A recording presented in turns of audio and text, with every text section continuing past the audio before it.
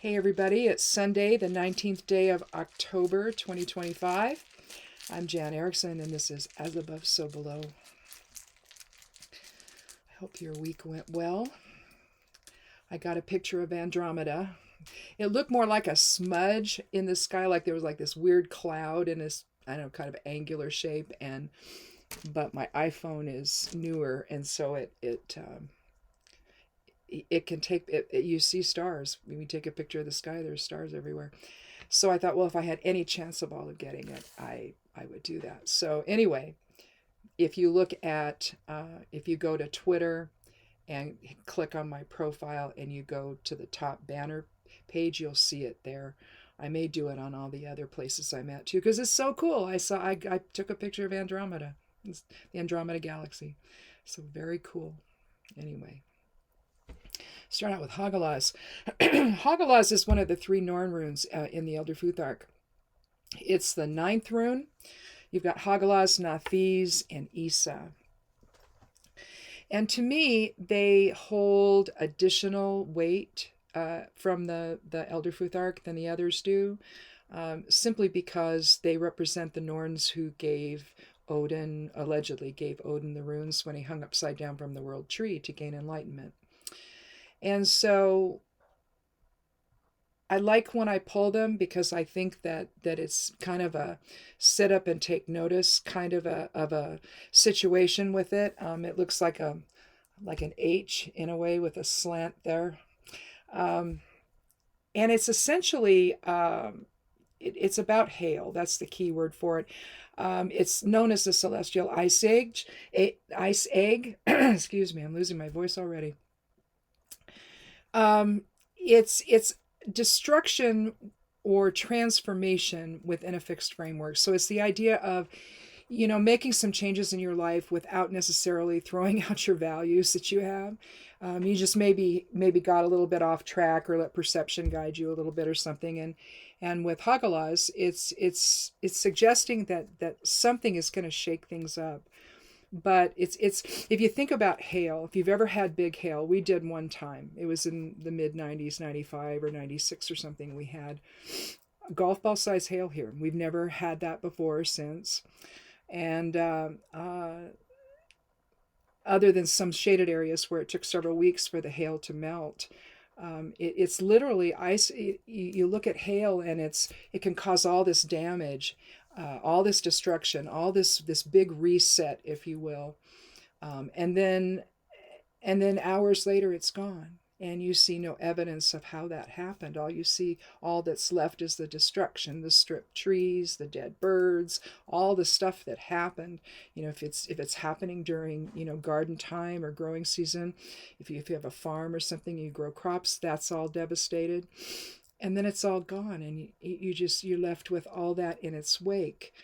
And in a sense, that may be why Hagalaz is also thought to be the witch rune, because spells can bring disorder and then can bring a new beginning, if you will.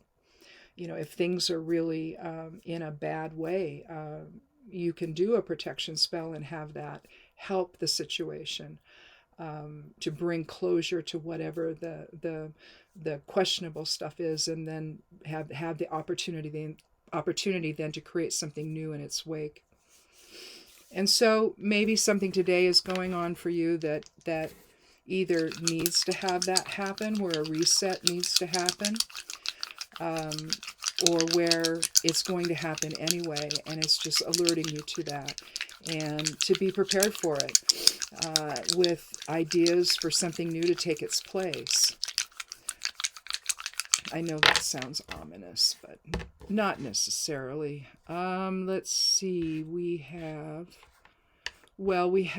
Tristitia here for the Geomancy rune. Laetitia is its complement, whereas Laetitia is going to be about joy and harmony and things like that. You've got Tristitia, that's considered probably a more negative or evil rune in the Geomancy set, where you have such intense focus on loss and sorrow, condemnation, secretiveness, holding grudges. In a way, it's very much like carcer, where you have this yourself, this imprisoned by ideas and perceptions. You can't get outside the bubble that you're in, the bubble of perception. Well, here this seems to be, something has happened and it's very difficult to release those negative feelings about it. And you tend to see things you see life through that lens.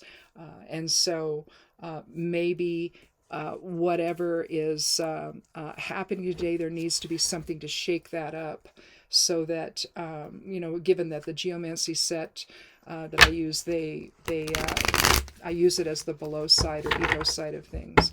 Whether you're looking at Carcer or Tristitia here, both have a tendency to be very ego based, where but with this one is, something's happened and you're either holding a grudge against somebody or for something that happened in the past.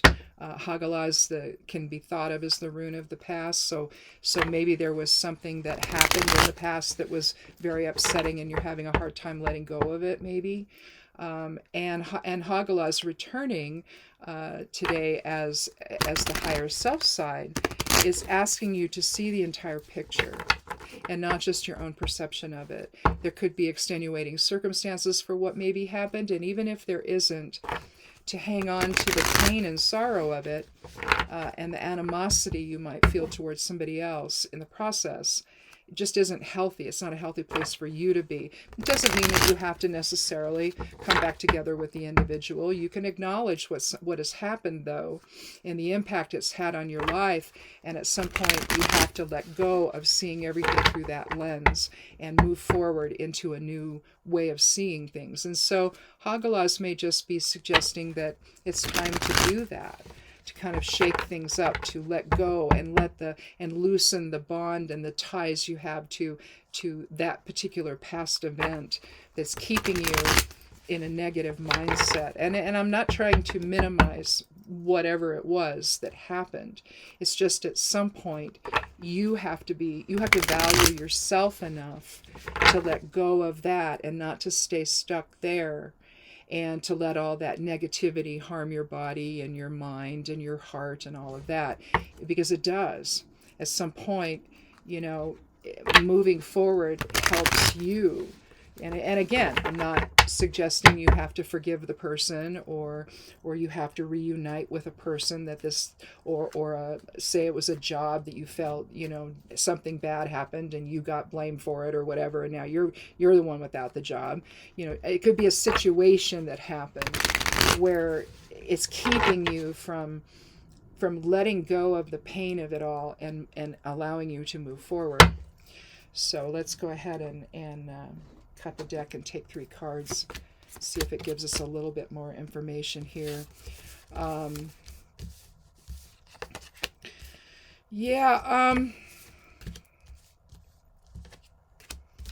So we have the card of death here to start out the card portion of this. Let me go ahead and do the numerology. So Hagalaz, again, was the 9th rune, plus 13 for death, and that's a major arcana card. Nothing for the King of Wands, and a 9, just kind of interesting bookends there. 31, the 9 of Pentacles, 3 and 1 is 4. I'll do that one more time. 9 plus 13 plus 9, 31. So that reduces to 4. 3 and 1 is 4. So in a sense, the overall numerology could be talking about a restructuring. 4 is about structure. And if you're talking about Hagalaz, the restructuring of things, restructuring of how you see things, so that you can let go of the negative feelings about, that you're seeing life through, basically. So let's start with death. Here we have the Reaper coming through on his horse. He's in battle attire, black battle attire. His horse is white. He's holding a flag. If you were to turn it upside down, it's a rose. But here you have the pentagram in its normal fashion with the point pointed to spirit. Here you have it's pointed to the earth. into physical reality. Death is about transition and transformation. You see the king dead on the ground. You see the priest giving last rites. You see the queen here, and possibly their child here. The queen is bereft. You see two towers over here, 1, 2 here. You see the sun rising up through it on a new day. And in a sense, I think that death embodies both Hagalaz and Tristitia, in that something has happened. And in this case, it was the death of the king. And so the queen and the child are going to have a transition they're going to have to go through, and a rebalancing of sorts. She may take the throne, for example, in this particular scenario. So she may be the one in charge at that point. And she's not quite sure what to do about all of it. But at the same time, if she stays within her grief, then it impacts her ability to lead the country or the kingdom, right?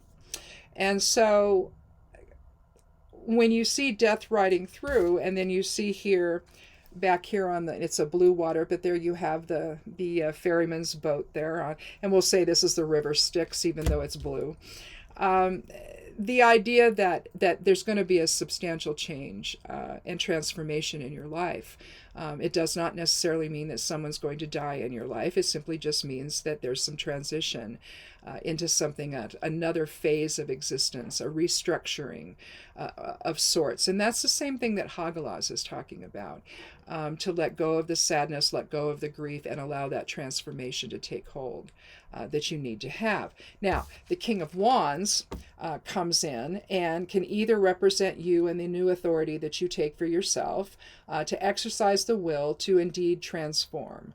Or it could mean somebody that you go to speak to about, what an attorney maybe of okay, let's look at the will, or we don't have one, or if it's something like that, or if it isn't, then where do I go from here? So it could simply be someone with more experience that now that you are seeing things a little different. It could be a counselor that you go to, or a psychologist that you go to try to work through whatever feelings you have that are embodied by Tristitia, so that you can then make that transformation. So, but I think that with death starting the card portion of the reading out, I think that it's saying that there has to be, it's establishing the truth that there has to be a foundational change in your life, of how you see things, and how you realize that when the past is now in the past, it's no longer happening. And all too often we hang on to stuff that's happened in the past, and it colors how we see everything in the present. And it makes it impossible for us to truly either learn from that experience, gain some wisdom from it, or even if it's not that, it's just to move forward in a way that you can be happy and at peace with yourself, with the knowledge that, okay, that happened, but it's no longer happening. There's a difference. And instead of creating such having the past hold you in a place of, and a lot of the time it's just fear, and it's anger, and it's justification, and I'm going to be mad at this person forever. You can not have that person in your life anymore without having those same feelings constantly governing everything you do, and how you see the world, and how you see your life, right? Because when you do that, and again, it may take somebody like the King of Wands here to counsel you, to invoke your will in a different way, and to make some decisions, and be creative, and accept new roles in life, and new responsibilities, and new opportunities. In other words, moving forward instead of being stuck in the Tristitia of it all. It's a hard word to say. Anyway, and in the end, you see this woman, maybe the queen, I don't know, but I want this. I want what she's wearing. It's just the coolest thing, I think. Anyway, I might be wearing it today. But anyway, you have 9 as endings and beginnings, or the endings, I should say, of something. 10 is endings and beginnings. But you have the end of something, so you have the end of all this drama, this personal drama that you're actually creating for yourself in your life, because whatever happened to cause this is done and over. And so now the transformation needs to take place again, so that you let go of all of that and you can relax in your garden with your hand on your money, essentially. Here you see the queen. She's in her garden. She's at peace because she feels materially secure. It's a Saturday or a Sunday, and she's got her glove on. She's got her falcon with the hood on there. They're going out for a hunt. So clearly it's somebody who's either, you can see the castle in the background over here. So either she's the queen or she's somebody who's a woman of means. But she's happy and she feels at peace, and she feels secure in her life, and physically secure, materially secure. And a lot of the time, if we keep ourselves in that little bubble of being upset all the time, and afraid to get out of it, because part of that is fear.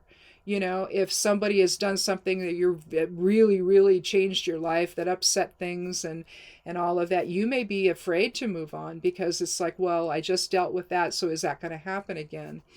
And we don't know, you don't know what the challenges you're going to have in life, but you can't fear them, and you can't stop living because of what might happen.